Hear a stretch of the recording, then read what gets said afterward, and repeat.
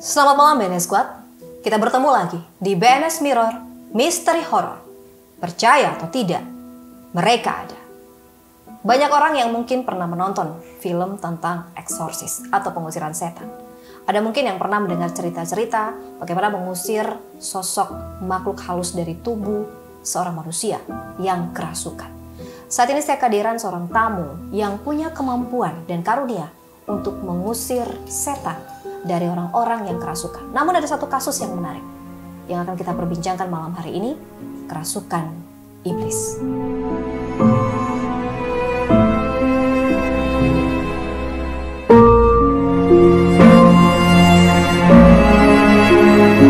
Selamat malam kakak. Malam. Kakak Mikael ya, saya sapanya ya, kakak Mikael. Menarik sekali cerita yang kakak kirim di momonostop@gmail.com ya, email kita, dan akhirnya cerita kakak terpilih untuk kita angkat dan kita perbincangkan malam hari ini. Menariknya adalah kakak memiliki karunia untuk mengusir setan, begitu. Mungkin sebelum kita masuk ke cerita kakak, saya ingin tahu sejak kapan kakak menyadari bahwa saya memiliki sesuatu nih, karunia. Waktu itu pernah ada kasus, ada keluarga yang sakit, tapi dia sakit ini sepertinya orang buat, seperti di Suanggi. Jadi waktu dia sakit pertama itu dia tiba-tiba alami kelumpuhan. Bahkan dokter tidak ada penyakit, jadi mereka cari pendoa. Ada pendoa satu. Waktu itu berdoa habis, ini nona dia sembuh, tapi cuma 3 hari. Sembuh 3 hari, dia lumpuh ulang lagi. Lagi mereka cari pendoa yang lain, tapi ternyata ini bukan pendoa tapi dukun. Ya waktu itu kan saya ada di situ waktu saksikan itu dukun sementara ritual toh. Di ritual itu dia panggil arwah untuk kasih masuk lagi dalam tubuh ini nona yang sakit. Akhirnya waktu kejadian itu tiba-tiba yang masuk kuntilanak yang masuk. Waktu saya lihat itu saya tiba rasa kayak ada suatu dorongan dari sepat itu suruh hardik gitu, makanya suruh stop kan ini menyimpang. Saya kayak menyimpang dari ajaran toh. Saya ini sesat. Jadi itu langsung dia sementara ritual saya langsung kasih berhenti. Tapi saya berhenti langsung saya hardik ini perempuan yang kerasukan ini. Jadi waktu saya hardik itu langsung dia takut. Dia ketakutan begitu. Ketakutan terus setannya langsung keluar. Nah itu yang saya sadari waktu awal saya punya karunia di situ. Oke, jadi ada suara yang muncul dari hatinya. Pokoknya ada dorongan kuat. Dorongan kuat dari kakak Mikael. Untuk saya hentikan ini, orang bilang kesesatan gitu. Iya, sesat gitu. Karena dia hadirkan, dia panggil arwah untuk kasih masuk di orang pasien yang sakit. Dan akhirnya pasien itu sembuh. Iya, setelah itu malam itu, habis saya usir mereka pulang semua, itu saya berdoa kasih dia khusus. Doa habis malamnya dia sembuh memang. Sampai sekarang ya, aman-aman saja. Kemudian ada kasus berikutnya lagi yang kakak tangani? Kasus banyak, kalau kasus kerasukan banyak, cuma itu kan start awal toh, ya, kakak mulai tahu. Kemudian apakah ada panggilan lagi begitu untuk sepertinya saya awal-awal saya ini keluarga dulu, karena yang tahu kan keluarga. Jika ada keluarga yang alami hal-hal yang kerasukan itu biasa saya pergi. Saya biasa kalau usir itu saya cuma doa habis, nanti saya bisa rasa energi, ada energi. Lama-kelamaan saya bisa rasa energi, ada energi negatif gitu. Biasanya itu kalau saya pegang itu nanti ada rasa napas sesak dari seperti ini. Kalau dia berbenturan saya energi, saya rasa kayak sesak begitu. Jadi akhirnya saya bisa tarik gitu energi keluar. Doa dalam hati terus tarik keluar begitu.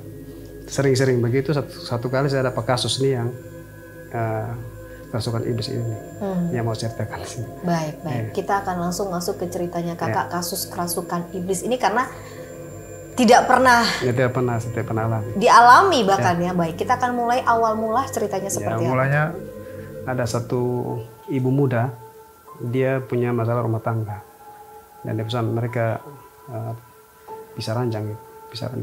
Akhirnya dia kembali ke Kupang, tinggal di orang tua. Dia waktu itu dia depresi kan di rumah tangga. Satu kali dia meminta iblis masuk di dia minta sendiri. Dia bilang kalau memang besok ada iblis, kalau besok ada besok masuk di beta. Ya, ketika dia beromong begitu selang berapa detik langsung dia tangan semua ini, dan dia cerita waktu itu dia tangan semua kaku, langsung kejang begini, baru dia garuk ini tembok cakar tembok itu sampai lubang. Terus dia makan itu tembok punya itu tuh rumah yang jatuh-jatuh itu dia makan tiap hari itu begitu. Jadi anak yang tidur, dia kan ada anak, anak tidur, dia tuh malam-malam cerita. Ada orang yang setiap malam tuh selalu angkat anak taruh di bawah kolong tempat tidur. Ini anak masih 5 tahun cerita begitu. Kalau tidur dari mama, malam-malam ada yang angkat, baru taruh di bawah tempat tidur. Akhirnya dia keluarga bawa ke rumah sakit. Karena anak waktu dia ini ibu nih, dia alami kelumpuhan begitu. Kaki tangan lumpuh semua. Dia bawa ke rumah sakit, dicek tidak ada penyakit. Akhirnya mereka cari pendok kiri kanan tukang urut. Tapi semakin parah, bahkan tukang urut semakin parah begitu. Akhirnya saya tahu itu kasus, mereka panggil saya, karena mereka dengar saya bisa usir setan. Saya pergi. Terus waktu pengungsian pertama tuh yang itu seram, terlalu ngeri. Jadi saya berdoa kasih dia langsung dia bahasa lain, bahasa apa? Ada bahasa saya tidak mengerti. Pokoknya saya cuma mengerti bahasa Inggris ya. Karena maki saya pakai bahasa Inggris lah. Jadi kayak bahasa lain begitu. Saya berdoa dia juga omong begitu. Tapi setiap dia omong begitu saya rasa sesak, kayak ada apa? Kayak serang sesak begitu. Jadi begitu saya dan dia kayak seperti sama kuat. Akhirnya tiba-tiba ini ibu sadar. Ibu sadar, tiba-tiba ibu langsung bilang apa? Sesak nafas, dia kayak dicekik gitu. Dia bisa nafas gitu. Bisa tolong. Akhirnya dia mama langsung tolak saya tuh. Dia untuk bukan tisu. Jadi mama mau kasih minum air, tapi itu anak ini perempuan hampir mati. Kan dia tidak bisa bernapas sampai dia pokoknya semua putus napas tuh. Langsung saya kayak rasa kayak ada, kan saya bisa rasa aura tuh kayak ada apa? Aura kematian tuh kayak mau datang gitu. Jadi saya langsung berlutut saya bantuan tolong better. Bantuan tolong sekarang. Jadi kayak ada apa kok? Seperti ada kuasa masuk begitu. Saya bangun saya langsung peluk dia begitu saya. Pas saya peluk dia bernapas kembali. Dia langsung ternapas kembali begitu. Nah itu yang saya trauma tuh. Karena eksekusi pertama dia hampir mati. Kak, kalau Beta boleh tahu dari sesi yang pertama, ada berapa kali melakukan eksorsis atau pengusiran itu? Kayaknya ada.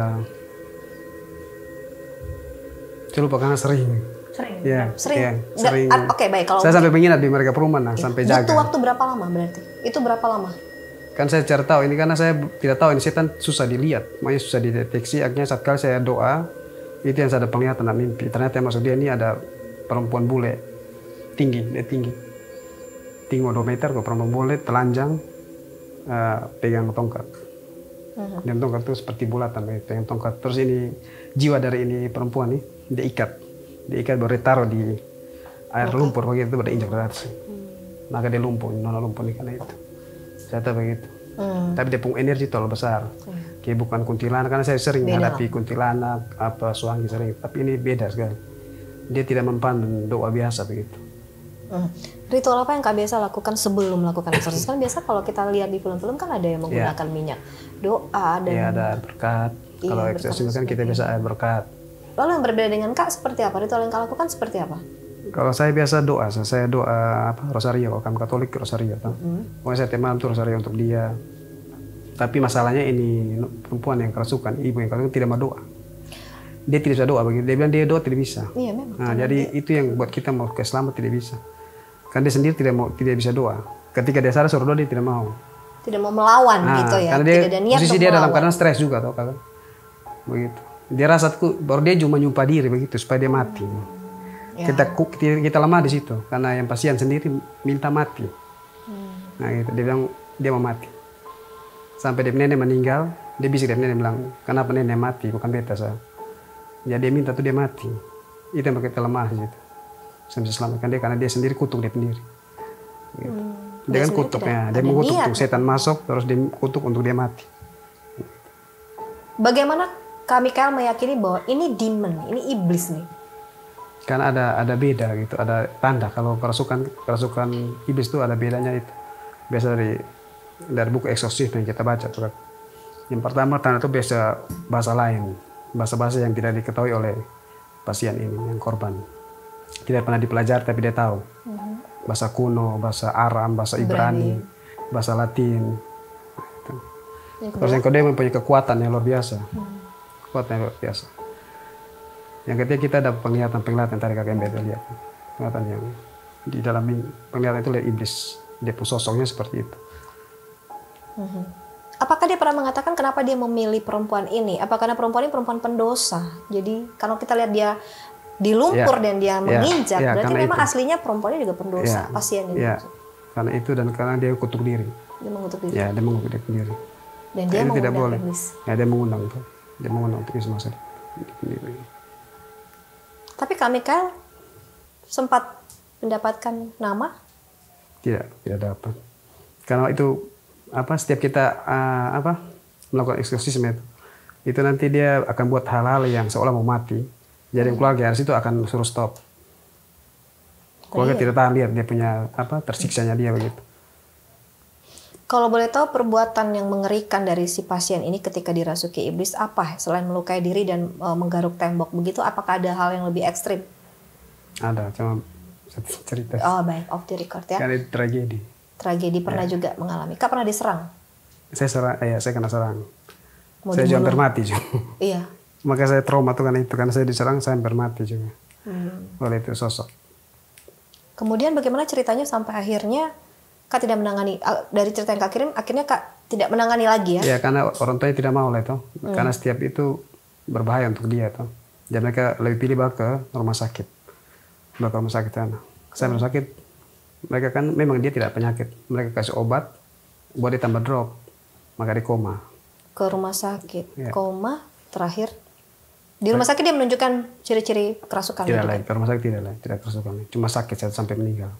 Berarti artinya iblis itu sudah pergi atau bagaimana? Tidak, itu kan kalau saya tes waktu itu saya datang lah itu untuk doa. Saya doa, dia sementara koma nih kakak, dia sementara koma tidak bisa bergerak, makanya tidak bisa apa-apa. Jadi saya dari rumah saya doa bilang Tuhan mau kasih saya kalau supaya saya bisa cek di rumah sakit. Jadi saya dari jauh, saya berdiri dari jauh saya berdoa. Tapi dia tidak tahu, saya doa ada mati. Saya cek masih ada kawan itu roh. Pas saya doa gini langsung dia respon di sana. Padahal koma tuh. Dia respon karena itu setan rasa tuh. Ternyata dia diikat, makanya setan tetap ada di dia, begitu. Dia langsung respon di sana. Saya doa dia respon. Jadi mereka kaget, mereka lihat dia kaget, mereka lihat saya. Jadi saya pura-pura diam, misalkan saya doa tuh untuk tes masjid. Kan saya tahu itu masih ada di pendiri, di pembadan. Secara fisik adakah perbedaannya begitu? Fisik yang terjadi dari wajahnya, pandangan matanya dan lain sebagainya itu bukan dia tuh. Fisik itu dia mata hitam tidak ada, putih. Oh, oke. Mata putih. Terus lidahnya panjang keluar terus begini. Pokoknya seperti ular. Iya. Terus dia tangan tuh terputar. Jadi dia tangan tuh seperti ekor ular di sini. Gitu. Jika saya pegang dia tangan langsung kayak ular. Kita pegang ular, begitu. Baik. Jadi itu yang terjadi ya Kak ya, perubahan secara fisik yang dilihat dan pada akhirnya dengan sangat menyesal ketika kakak tahu dia meninggal, bagaimana? Itu dia meninggal di rumah sakit. Itu waktu itu saya jaga juga. Malam itu saya jaga. Ketika dia meninggal adakah kejadian juga yang? Ya itu kalau saya penglihatan saya itu dia diambil gitu. Memang ini maunya iblis dengan penyihir ini memang mereka kayak sama. Jadi penyihir, kalau kita biasanya suangi kan. Jadi suangi itu kalau orang bilang seperti imamnya iblis. Jadi mereka tuh yang bertugas panggil iblis tuh. Jadi waktu itu dia waktu malam meninggal tuh saya lihat itu suami mereka yang datang ambil dia. Jadi ada efeknya waktu malam, kan dia kan tumbal gitu juga. Jadi waktu keluarganya jaga tuh semua tertidur. Ada beberapa orang yang jaga tuh tidak bisa, biar berdiri juga akan tertidur. Karena kehadiran roh-roh yang mau ambil dia ini datang. Karena memang itu tidak boleh dijaga tuh. Mereka kan harus tidur orang yang jaga, baru mereka ambil.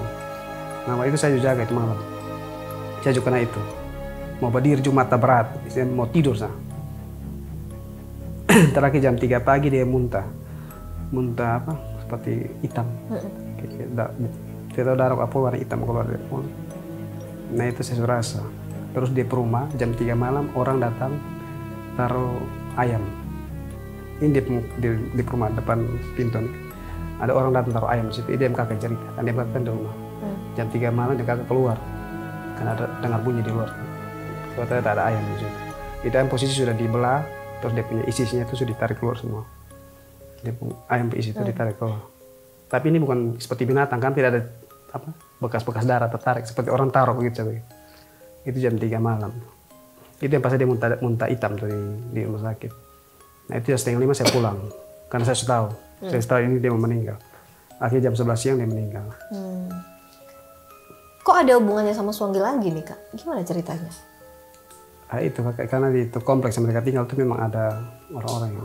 jadi mereka mengambil kesempatan dalam kesempitan begitu ya. Jadi anggaplah dengan kejadian si pasien ini, udahlah ini jadi tumbal aja sekalian betul. udah. Iya. Oh begitu. Jadi mereka di itu kompleks itu, saya tidak mau sebut tempat paling bahaya di Kupang ini, paling bahaya tempat. Di situ kan tempat tinggalnya orang-orang pakai. Ya orang pakai suka menetap di situ.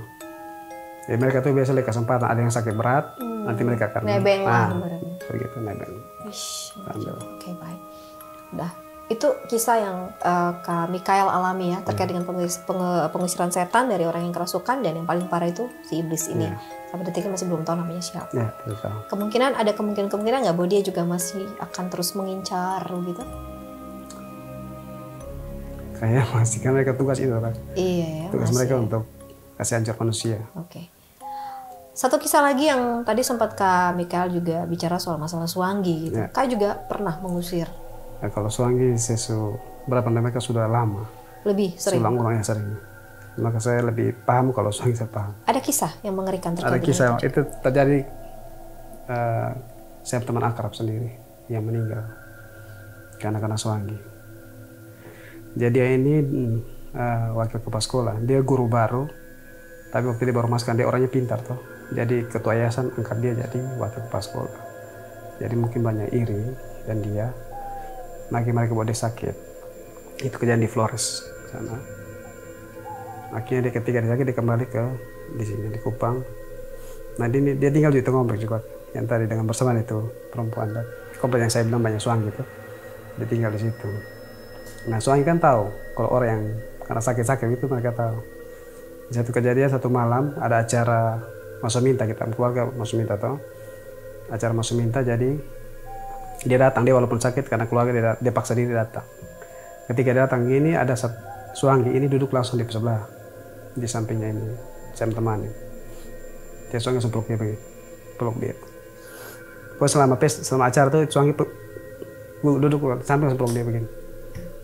Jadi saya lihat begini, saya ini dia bahaya. Karena saya lihat dia pucat, dia suka ketakutan, kan dia tahu bahwa ini Bapak Tuhan ini Suanggi kan. Jadi katakan dia cuma duduk diam, saya ketakutan begitu. Ya karena saya lihat dia takut, saya duduk di sebelah. Ya saya pegang yang pakai kas kuat dia begitu, sengaja cerita dia. Habis acara pulang, saya langsung dapat itu penglihatan tadi. Penglihatan berlanjut begitu. Pas pulang, saya lihat penglihatan tuh saya bukan teman rumah tadi itu, supasang tenda. Tendanya warna orange. Saya masih ingat. Jadi saya kira dia bapak yang meninggal, karena bapak kan sudah tua. Jadi ini om siapa yang meninggal kok. Saya sementara perhatikan begini, tiba-tiba saya lihat di sebelah kanan, saya punya teman yang tadi, pokoknya kejadian macam kayak itu tempat acara tuh, mereka duduk sama-sama baru Suanggi peluk dia begini. Jadi sepertinya setangkap dia penjiwa begitu, pegang dia penjiwa. Kan Suanggi kan membuat orang, mereka harus tangkap jiwa tuh, kan? Pegang dia penjiwa. Suanggi lihat, karena saya dapat tangkap begitu, Suanggi lihat saya muka kayak marah begitu. Paginya saya langsung cerita sama teman yang tadi, saya mimpi. Saya teman mimpi lu, mimpi apa? Oh mimpi itu, Suanggi itu peluk begini-begini, rumah pasang terpal warna orange. Sementara cerita tiba-tiba ada ayam. Bagus sebentar cerita di mimpi. Tiba-tiba ayam terbang. Ayam terbang langsung hantam dia punya motor. Dia motor kan parkir situ sama teman. Itu ayam hantam begitu, ayam langsung terputar-terputar mati tempat. Sana ada orang cari itu ayam. Kalau tanya keliling itu kompleks, sana ada punya ayam itu. Jadi kita kubur. Jadi saya firasa sana enak, saya bilang ini sampai ini orang ada buat dia. Karena mimpi langsung terjadi kok. Akhirnya dia kembali ke Flores. Besoknya kan biasanya dia berangkat ke Flores. Dia kembali ke Flores 1 bulan. Telepon dari meninggal. Meninggal di sana. Meninggal karena sakit, kecelakaan? Sakit. Akhirnya mereka bawa mayatnya kembali ke sini. Nah itu yang kejadian horornya di situ. Bagaimana? Itu tuh yang tiap hari, pokoknya selama acara Mete itu. Itu dia adik kerasukan. Dia punya, pokoknya satu keluarga tuh kerasukan terus. Tapi yang masuk bilang dia. Bilang ini, saya temannya masuk. Tapi saya rasa aneh. Karena dia ini masuk, saya bisa rasa energi kan? Energinya kayak jahat. Tapi saya mau omong di dia, pokoknya tidak enak loh. Karena mereka yakin ini dia. Di situ dia ajar, bilang, ini Suanggi, jadi kasih takut mereka.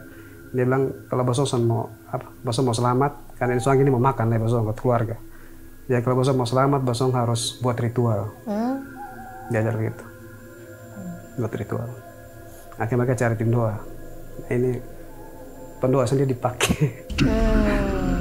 Jadi pendoa dipakai oleh Suanggi juga. Jadi pendoa kan dia kalau mau tangani orang dia harus kerasukan. Gitu. Dia harus kerasukan.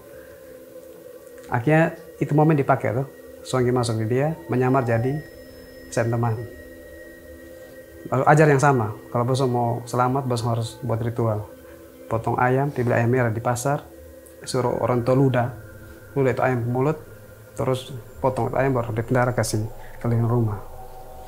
Kalau bosong buat ini, berarti bosong yang laki-laki dan rumah mati semua. Gitu. Jadi keluarga percaya tuh, dan keluarga percaya karena bilang ini dia masuk sendiri omong. Mereka percaya kayak mereka beli itu ayam, mereka semua membuat itu ritual. Tapi Dembapa ini mungkin feeling enak, Dembapa tidak mau. Mereka suruh ludah itu ayam, Dembapa tidak mau. Dia bilang saya orang Flores tidak ada adat seperti ini tidak baik. Akhirnya langsung saya berdoa tuh, saya bilang Tuhan tolong kasih tunjuk yang sebenarnya. Karena kalau saya omong langsung, mereka omong langsung di keluarga pasti langsung percaya. Karena dong kan dalam posisi. Kak, itu suami masih hidup? Ya. Itu suami itu masih hidup? Meninggal. Nah, dia meninggal. Akhirnya mereka ini malamnya kan saya berdoa, saya minta Tuhan kasih izin saya itu arwah dari kakak yang asli itu masuk di tepung adik atau kakak supaya omong fakta yang sebenarnya begitu. Karena selama ini saya lihat dipakai maunya menyamar tuh roh yang menyamar. Akhirnya saya pun doa terkabul. Besok saya doa malam, besoknya mereka pergi bakar lilin dikubur. Tiba-tiba dia kakak masuk di situ yang asli. Jadi kakak om bilang bosong selama ini yang masuk di bosong itu bukan beta. Itu yang masuk di bosong itu suami sendiri. Kalau bosong potong itu ayam bosong buat bosong juga ikut sama kayak beta, mati sama kayak beta. Nah itu baru percaya. Dan percaya kita harus jadi potong itu ayam. Akhirnya suami tahu tuh karena beta yang bocorkan itu rahasia. Nah dia diserang beta di situ. Diserang beta di situ. Itu baru beta pertama kali merasakan rasanya kan soang gitu sih. Ya itu. Terus Kak bertahan? Itu karena di kuburan. Kan kata malam biasa bakalin malam tuh anak-anak muda semua bakalin malam ketiga. Sampai rasa kayak ada energi yang masuk, ada energi. Tapi beta ini bingung. Sampai kawan atau ini setan, jadi beta lepas asa. Tiba-tiba beta kaget. Sementara bakal ini beta kaget, kawan satu kasih kaget beta. Pas beta kaget itu dia masuk sendiri. Jadi kalau ketika masuk tuh yang beta sudah rasa kayak blank tuh kan. Ya orang menang kata saya mengerti lah. Kata menjiwa kayak di luar gitu. Jadi orang apa menang kata kayak omong saya nyambung. Beta mau pulang di rumah berdoa, dosa pakai ade lah. Ini yang beta tahu bahwa suang itu bisa pakai orang. Iya. Suang itu bisa pakai ini orang pemulut, orang pulida gitu. Kasih intimidasi, kasih ketakutan. Biar sampai rumah berdoa, beta ade sepala di pintu. Yang lu muka nih kayak orang yang mau meninggal. Ya guys, tapi sebentar diserang toh. Jadi beta kayak tambah takut lah. Akhirnya beta angkat ke motor berjalan. Dia bukan berumah, biar orang masuk pintu kan om yang sama. Lu muka ini sama betul, lu muka ini kayak orang yang mau mati. Beta dia di situ, dia sudah. Pokoknya mau mandi setiap di situ. Akhirnya biang kamu tuh begas bicara tempat mau cari tempat ramai soal beta pikiran kayak bisa apa. Akhirnya putuskan beta Pak Ade rumah di wali kota. Dia baru sampai rumah buka pintu harus Pak Ade om bilang, kenapa? Sekarang lu tahu rasanya kena soanggi. Pakai Pak Ade pulut. Tapi Pak Ade om langsung sadar begitu, om begitu. Dia bilang sini ada lilin kau, ada akhirnya bakar lilin berdoa. Sepanjang doa tuh berasa kayak dia mau target jiwa tuh kan. Kayak dia suruh beta tuh berhenti doa begitu. Kalau sampai dia lu mati, saya begitu. Tapi beta paksa dia bilang Tuhan kalau beta mau mati biar dia mati dalam doa. Jadi beta tetap doa sampai habis. Pas berdoa habis tiba-tiba langsung mungkin roh baik yang masuk dari Pak Ade. Dia om bilang, weh kemarin itu bab tua tuh. Ada nantang lu pas di tempat orang mati tuh. Dia nantang lu dari belakang. Itu lebih mana dia nantang terus. Nah ini bab tua yang soal gitu.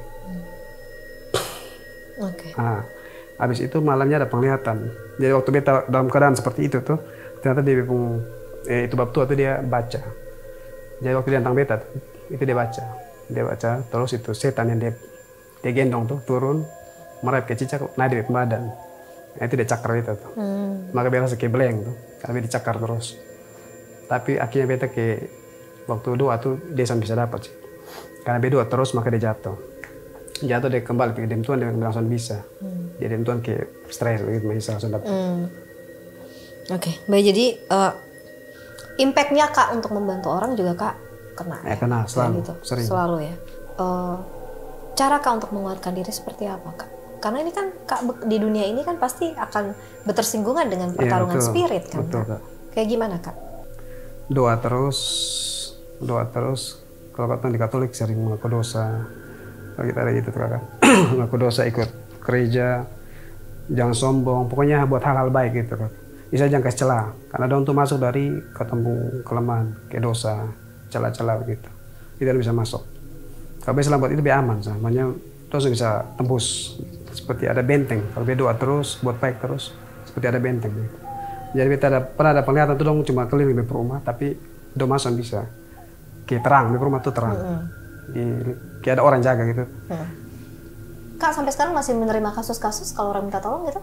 Masih. Masih. Ada satu kasus di Bekengguru kakak. Ada satu anak murid di sekolah yang karena kerasukan, bukan kerasukan, dia kayak kena suang gitu. Jadi dia tuh kayak idiot tiba-tiba. So kelas 3 SMP tapi idiot. Tidak jadi idiot. Maksudnya bukan idiot, maksudnya kembali kayak anak kecil, kayak umur 2 tahun. Jadi itu dia bapak peluk terus. Bapak langsung mulai kerja, dia peluk terus. Sekarang akhirnya pernah tangani dia sembuh. Tapi ini kan kita mau ujian akhir, dikenal. Jadi sepertinya orang yang membuat dia ini supaya dia jangan sekolah begitu. Ya mungkin karena sama orang tuanya ya, jadi sama orang tua dipakai untuk kena anaknya kayak gitu supaya biar nggak ada yang sukses anak-anaknya, iri hati dan lain sebagainya, biasa berawal dari itu ya. Kalau kita tangani juga dia kembali. Ya ini beta belum pergi. Belum pergi lagi, tapi udah diminta untuk datang lagi. Cuma ada beberapa keluarga meninggal tuh. Kak, biasanya cuma doa aja atau kayak ada garam, air atau apa gitu? Biasa saya pakai media tuh air. Air itu cepat. Doa dan air aja. Doa dan air, karena dia bisa menampung kita pendoa tuh. Karena dulu ada yang pernah celaka. Pokoknya cerita tentang ini banyak, karena kita sering itu jadi keluarga diserang. Ya sering ya mengalami kayak gitu. Bepa ada kan pernah celaka motor sampai hancur. Baik. Seperti itu ya kak ya, baik. Nah kak, ini menarik sekali kalau sebenarnya kakak pengalamannya banyak sekali ya. Otomatis kan kakak setuju bahwa memang ini benturan energi sebenarnya. Ini benturan energi yang mana kita punya energi harus lebih kuat dibanding makhluk-makhluk itu suwangi apapun itu sekalipun, dan memang dibutuhkan kedekatan dengan Tuhan ya kak ya. Apa pesan yang bisa kak sampaikan juga kepada BNS Squad agar kita bisa terhindar dari kerasukan, dan kalau bisa kita juga bisa mentameng diri kita supaya jangan sampai kita jadi korban gitu. Pesan intinya jangan pernah terlibat di dunia spiritual, makanya dunia-dunia seperti bermain jalangkung, oija, atau mencoba-coba cara-cara setan, atau paling fatal mengutuk diri, itu tidak boleh, karena itu akan jadi celah untuk setan masuk, atau suangi bisa masuk di situ. Intinya itu. Pokoknya tetap berdoa, rendah hati, itu saja. Pertebal iman. Itu sebenteng. Jadi kalau kita jadi doa itu benteng. Itu saja. Kak, bisa jadi setelah kakak dari sini mungkin banyak yang akan DM gitu ya untuk minta bantuan kayak gitu. Biasa paling kayak gitu kak. Kak masih menerima ya kalau ada yang minta tolong? Tergantung atau gimana nih? Semuanya saya terima kalau kasus apa saya terima. Oh kayak gitu ya kak ya, luar biasa nih. Boleh tahu kenapa kak sampai berani mau untuk tampil di sini di BNS Mirror? Saya di sini mau sampaikan pesan, saya mau bongkar rahasia-rahasia itu, rahasia suangi dan kan saya pengalaman dan mereka jadi saya tahu mereka punya trik-trik cara buat orangnya, cara-caranya saya banyak, tapi waktu mungkin tidak cukup. Mungkin di part 2 ya. Ya, tidak cukup saya cerita di sini. Bisa sekarang. Lagi kita akan bongkar tentang mereka punya rahasia itu. Oke, rahasia suangi. Keren, nanti kita akan undang lagi kakak ya di part 2, harapannya kayak gitu biar kita lebih dibukakan lagi ya pemikiran kita, dan kita bisa tahu bagaimana cara mengatasinya juga ya kakak ya. Baik. Ya, BNS Squad, itu dia tadi cerita dari kakak Mikael dari pengalaman hidupnya luar biasa bagaimana menangani orang-orang yang kerasukan. Dan kalau seandainya BNS Squad juga punya cerita-cerita menyeramkan dan pengalaman juga yang menyeramkan, bisa langsung kirimkan di bawahmonostop@gmail.com di bawah ini. Jangan lupa juga ya untuk like, komen, subscribe, dan bunyikan tanda notifikasi khusus jika ada video-video terbaru dari BNS Mirror yang hadir. Share juga itu paling penting, dan biar kita bisa mencapai 100.000 subscriber, itu harapannya ya. Jangan lupa untuk selalu subscribe. Baik, semoga saja informasi tadi dan cerita tadi bisa membuat kita lebih berpengalaman lagi untuk membentengi diri kita, mempertebal iman kita menghadapi dunia-dunia gaib yang mungkin nantinya bisa memanfaatkan kita, bahkan iblis sekalipun. Karena BNS Mirror, misteri horor, percaya atau tidak, mereka